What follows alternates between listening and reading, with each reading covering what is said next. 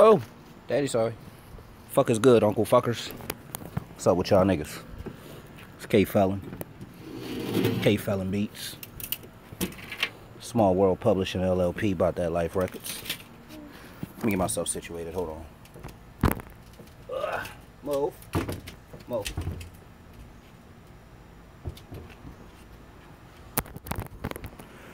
Alright, so yeah, y'all niggas can see the sweat glistening. It's hot as fuck out here. I'm out here on my back porch and shit, chilling right now. Let y'all niggas see this view. I love this view. That's why I love this house. You know what I'm saying? Let y'all niggas see this view. Saying it's the little neighborhood and shit. They done put some niggas in some nice shit. You feel me? So we just gotta. And it's the neighbor's house and shit. There with a minion right there, a little rugrat. Out here on the back porch and shit, chilling, you know. But I had some questions. You know, people sent me a few emails, wanted to know some things, so I had a few questions that I'm gonna go over. Just a couple things I'm gonna touch on. Where the fuck is the goddamn little? The fuck? Shit done blew away. Motherfucker. So y'all just bear with me for a quick second while I get myself situated. It's hot as slave pussy out here, so gotta set my umbrella up.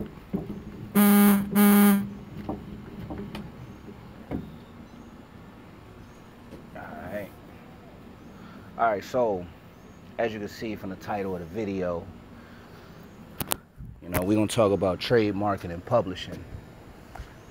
I've had a few questions about it. What is it? Shit like that. So I'm gonna break this shit down for y'all as quick as I possibly can, and in a language you niggas can understand. That's my biggest thing. Get out that dirt. Get out of that. Stop. So we're gonna start with publishing. All right, publishing is basically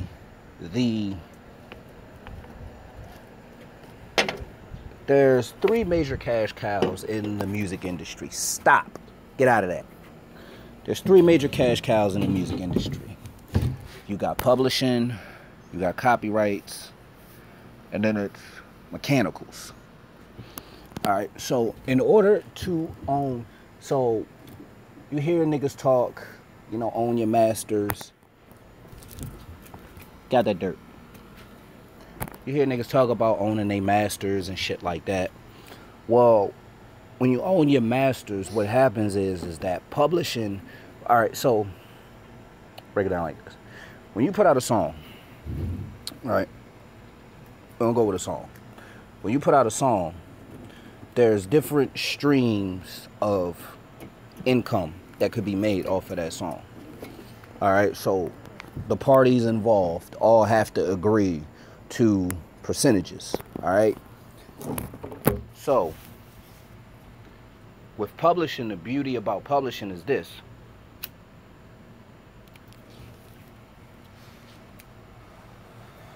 Got that dirt. This is the beauty of publishing. You put out a song. The song starts doing numbers. Money is generated through the money is generated. Well, it's being tracked by, let's say, the RIAA, Media Base, BDS SoundScan. You know, the people that track your ISRC codes. I'll get into that in another video or whatnot. But your shit gets tracked, right? So when it comes time for payment, when it comes time to distribute the money to ASCAP, BMI, CSAC, whichever performance rights organization you're with, you know, when it comes time for that, now it comes time to decide, well, how is the money all divvied up? How does everybody get paid? All right, so how it works is publishing.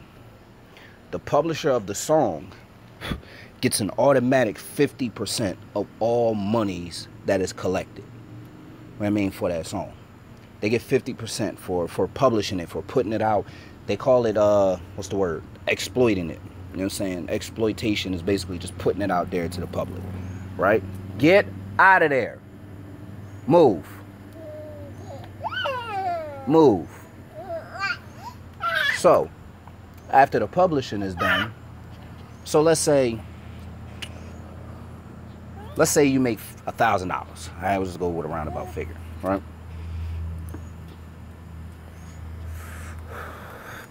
$1,000 is generated from this song. Well, 500 of that automatically goes to the publisher. You know what I'm saying? I'll get into the other breakdowns in another video. Actually, I've already done that shit. Just go watch my other videos. But, you know, 50% is automatically deducted for the publisher. The beauty of publishing is this. If you have an LLC, or if you're dealing with a partner and you have an LLP, LLC stands for a limited liability corporation, and LLP is a limited liability partnership. What you're able to do is you're able to separate yourself from your intellectual property, which is your music, right? So I always get a scenario. If you do a show, you throw an event under your regular name or whatever, you throw an event and somebody gets hurt, well, they can sue you. And being as though Bubbles, y'all have to excuse me, I'm on daddy mode as well. Yay. Bubbles, yeah. So, somebody gets hurt at your show, event, or whatever. Well, they can sue you. And in suing you, if they know that, oh, you're a big artist or you're an artist that's generating money, they can put what is called a lien or a block, a hold. They can freeze your accounts. So your royalties will just be sitting and you can't touch none of that shit. Now, if you have an LLC, I always tell people, get you an LLC first, spend that $125, it's worth it. You spend that $125 first. So then when you go, boop, that ain't gonna waste all the bubbles, all right? You're getting low. You can't waste all of them. Go play. So, you spend the $125. Now, when you go to create your company or whatever, you put the name of the LLC that you're using as the company name or as the publisher. Because what happens is that when you create an LLC, you're basically creating a whole new entity, a whole new person. You know what I'm saying? This person has a social, they pay taxes, they got to do the whole nine as you would as a regular person. But the difference is this. When like same scenario, you do a show, somebody gets hurt, they sue you. Now, instead of suing a regular everyday person, you know what I'm saying? The wind's blowing, you ain't gonna be able to catch the bubbles. You gotta wait. So now, instead of suing a regular everyday person, you know what I'm saying? They suing you, Joe Smith, John Doe, you know what I'm saying?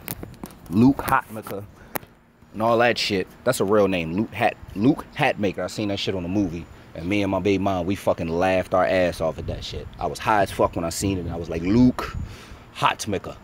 So that's an inside joke. I just put y'all on the inside of it. But you know, they sue you. Now when they sue a LLC, when you go to court, it's different. It's a different game, because a regular person cannot talk to a corporation. So a regular person, if Jane Doe was at your concert and she fell and broke her leg and she decides to sue your LLC, well then she's going to have to get representation in that courtroom that is able to talk to your corporation. She can't talk to you. Like, she can't go defend herself. She has to get somebody else that is a corporation themselves to be able to talk to you. Now, they get hurt and they sue you, and then it's like, well, you know, there's really not much you can do unless you feel like paying all of this extra money for lawyers and all that shit to be able to go to court and represent you. So it's always big bank take little bank. So you think about producers that put their music out, they put their beats out, and then an artist ends up on their beat and they gets no credit for it. They don't get no nothing for it, no compensation. Well, you can go and try to sue them, but then it's going to be big bank takes little bank. How long are you going to be able to keep going to court and paying your lawyer to show up in the court to defend you? And then how much evidence do you have? Like, you would end up spending more money than the song actually made. You see what I'm saying? Now, there's a chance you can win if you have a bankroll like that. There's a chance you can win, and then they're going to have to end up paying you. You know what I'm saying? They'll have to pay you, what's the word? I try to use these terms so y'all niggas, when y'all hear them, y'all know what they mean. I think it's retroactively. So that's how producers get paid. You get paid, yeah, retroactively. Meaning that, let's say you sue them and that person has made like $1 million off of that song. Right? Now, you go to court, you spend all this money, and you win the case. Well, what'll happen is that you can, you know what I mean, y'all can negotiate and say, well, look, I need to be paid from everything you sold from the beginning, from the inception of this track being out in the public, all the way through and through. So how producers get paid is that when a song comes out, it takes about 18 months for everything to generate. And then when that check hits, the producer starts getting paid from the first single that was sold. You know what I'm saying? It'll start from the first. Whoa, business.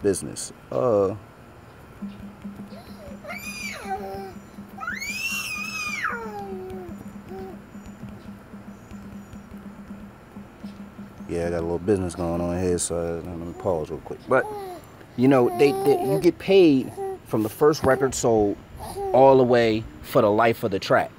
You know what I'm saying?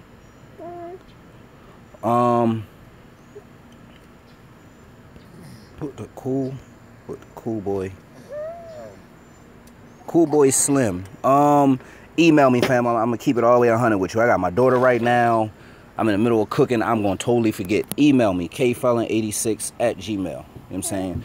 Just hit me up, and then, you know, we'll rap. You know what I mean? We'll rap or whatever. But publishing is important, because that is what everybody fights over. That's what everybody fights over in the music industry.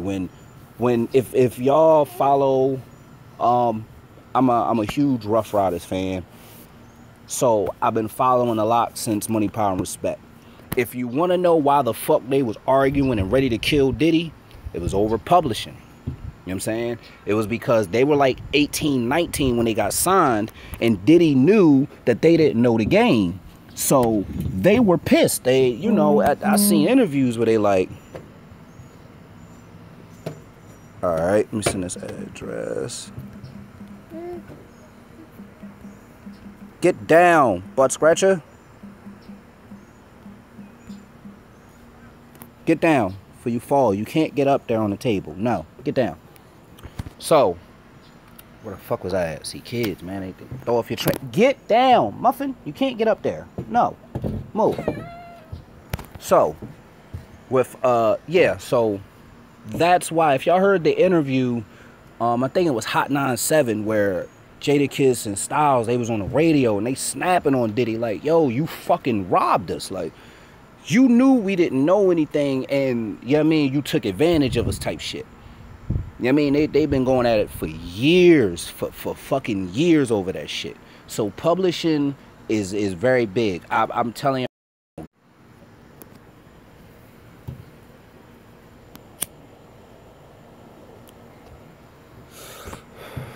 Sorry about that, ladies and gents. My fucking service fucking up. I don't know why. But yeah, I would say get as much information on publishing as you can. Go research. Get your little ass down. Research as much as you can. It's very complicated shit. You know what I'm saying? I try to make it sound simple, But when you read in the jargon and the way shit is worded, it'll give you a fucking headache. And that's why I'm in the process of planning on putting this class together to teach y'all niggas this shit step by step by step by step by step. So that way it won't be no more confusion. You know exactly where to start from, and then once you get everything you need, then you know how to move from that point on. Now let's talk trademarking, and I'm gonna get the fuck up out of here. It's hot. Trademarking. That's a little complicated because trademarking is very, very expensive. But it's essential. Trademarking, you could trademark logos, you can trademark, I think it's trademark logos, you could trademark quotes, you could trademark it's a lot of things you can trademark. But I see people don't take advantage of the trademark, the branding and all of that shit. The one area I see where niggas don't take advantage of it the most is in battle rap. You know what I mean? I'm an avid battle rap fan. I follow Smack. I love the whole battle rap culture. If you watch Smack, you know what the fuck I'm talking about. You know that it's a lot of shit that niggas have said that is quotables that people say in their everyday life. If you've ever watched, and if you have never watched this, I encourage you to go watch it just so you can understand where I'm coming from. It's a battle between a dude named Loaded Lux and Calico. Now in that battle, this is a battle that Diddy was in the building, Busta, Q-Tip, all these niggas was in the balconies. You know what I'm saying? They was up there. Diddy actually put 10 grand on one of the battles that was on this event. But the dude Loaded Lux, he says something in the battle. You know what I'm saying? While he's rapping, and, you know, while the crowd is cheering, he says, you gonna get this work. And niggas took that shit and ran with it. Niggas was going around, nigga, you gonna get this work. I even catch myself saying that shit sometimes. Like, nigga, you gonna get this work, my nigga. Like, you know what I'm saying? And if he was on his shit, he would take that and trademark it. You could put that shit on t-shirts. You could put that shit on the Sprite cans that they got going. Because Lux is one of them niggas that's known. He's pretty known by niggas in the industry. He's pretty respected. You know what I'm saying? Trademark that shit. Trademark it. So that way, if anybody uses it, you get paid. You know what I'm saying? You get paid off of that shit. It's another nigga that has it. You know what I'm saying? If you say something or you got something that is just catchy, and you know it can make, like, motherfuckers will want to just say this shit because it's just so catchy, you gotta find a way to fucking trademark it. It's another battle rapper. He's new. His name is New Jersey Twerk. That's actually his name. New Jersey Twerk. I can't make this shit up. But he has a little segment in his rounds. Hold on one second.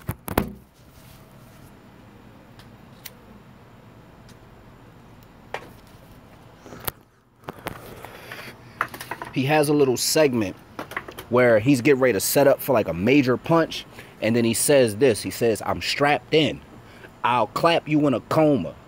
Madness. I could snap at any moment. And then he goes into his, you know what I mean, his bars and what he's getting ready to say. He's setting up for a haymaker. But the I'm strapped in, like when he says that shit, go watch. Just go watch and just see how the crowd reacts to it. When he says that shit, once he says, I'm strapped in, niggas is going crazy. They know what's coming. They know it's coming. And once he says that, he gives it a little breather. Let niggas digest it. And then it's, I'm strapped in. I'll clap you in a coma. Madness. You know what I'm saying? The madness shit is that's a quotable. Niggas wouldn't know what that is.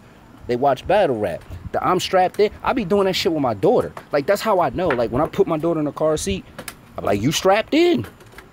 I'm strapped in. You know what I'm saying? Like, that type of shit.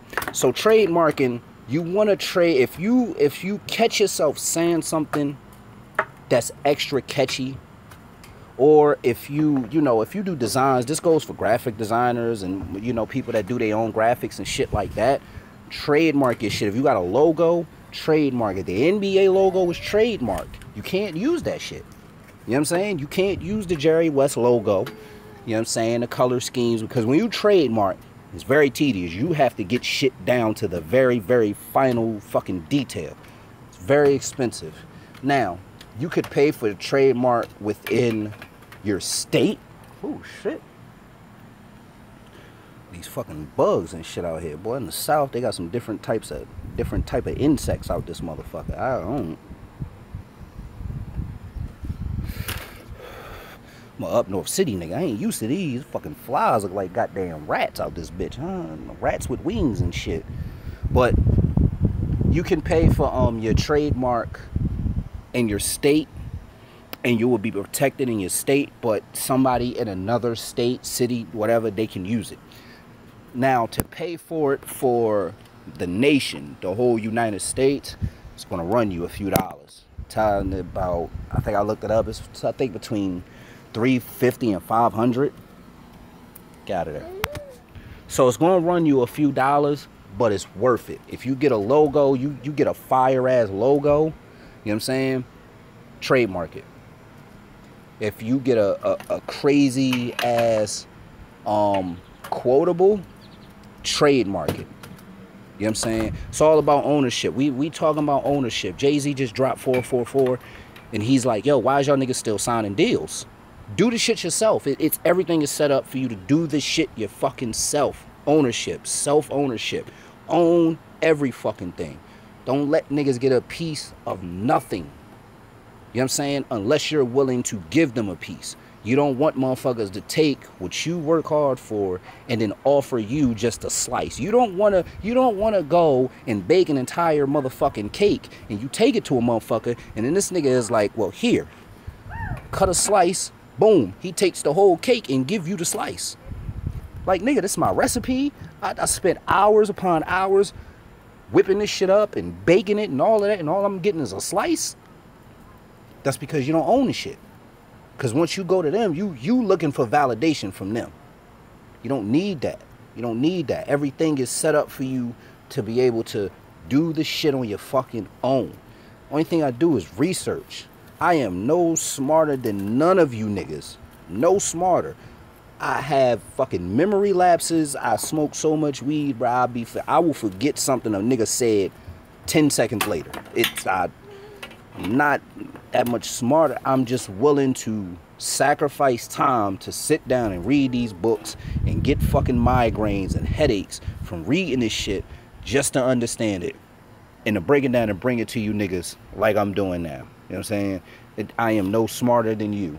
I promise you, if I show you the book, and I'm going to drop the link, it's about a 500-page book. You're going to read the first fucking page where he starts talking about this shit, and you're going to get a fucking headache. Because you're going to be like, yo, I don't know what the fuck is going on here. The language is fucking crazy. The phrases are fucked up.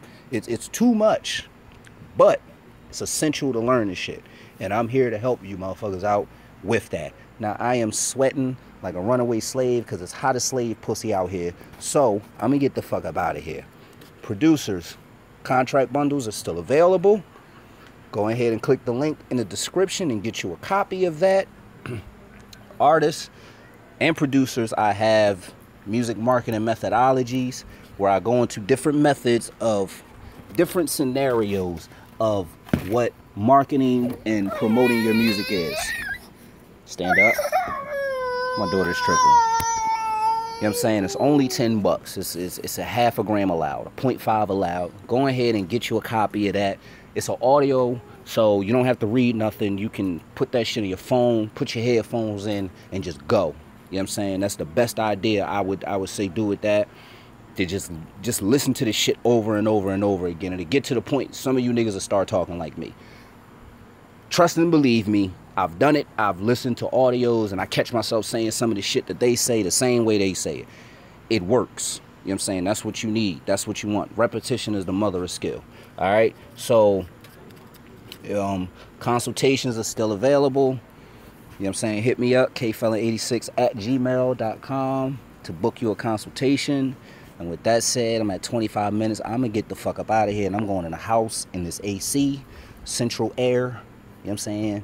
So you motherfuckers be easy. It's K-Felon Beats, Small World Publishing LLP, About That Life Records. And I'm out this motherfucker.